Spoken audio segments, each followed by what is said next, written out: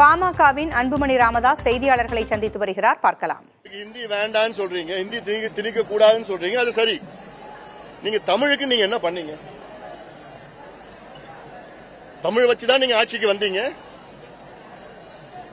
மொழி போர் வச்சுதான் நீங்க ஆட்சிக்கு 67ல வந்தீங்க.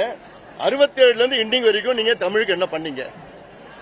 நீங்க வரதுக்கு முன்பு தமிழ்நாட்டில் வெறும் 20 தனியார் பள்ளிக்கூடங்கள் தான் இருந்தது. இன்னைக்கு கிட்டத்தட்ட 55,000 தனியார் பள்ளிக்கூடங்களை கொண்டு வந்தது யாரு? நீங்க தான். நீங்க என்ன செஞ்சிருக்கணும்? அரசு பள்ளிக்கூடங்களுக்கு முக்கியத்துவம் கொடுத்திருக்கணும். அரசு பள்ளிக்கூடங்களுக்கு நிதி ஒதுக்கீடு செஞ்சிருக்கணும். அரசு பள்ளிக்கூடங்களை காப்பாற்றிருக்கணும். கல்வி என்பது அரசு மக்களுக்கு இலவசமா தரமா கொடுக்க வேண்டியது அரசுடைய கடமை, ஃபண்டமெண்டல் டியூட்டி.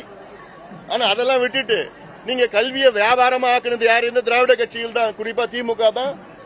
நீங்க கல்வியை வியாபாரமா ஆக்கிட்டு இன்னைக்கு நீங்க ஹிந்தியை எதிர்க்கிறது எந்த வகையில் நியாயம்? அது ஹிந்தியை திணிக்க கூடாது, கத்துக்கலாம். ஹிந்தியோ மலையாளமோ கன்னடமோ பிரெஞ்சோ எதனா கத்துக்கலாம். ஆனா அவங்க மத்திய அரசு திணிக்கிறது தவறு. அதே வேளையில இவங்க தமிழுக்கு என்ன பண்ணீங்க? இப்ப தமிழ் வழி கல்வின்னு ஒரு வழக்கு உச்சநீதிமன்றத்தில் 26 ஆண்டு காலமாக நிலுவையில் இருக்கிறது.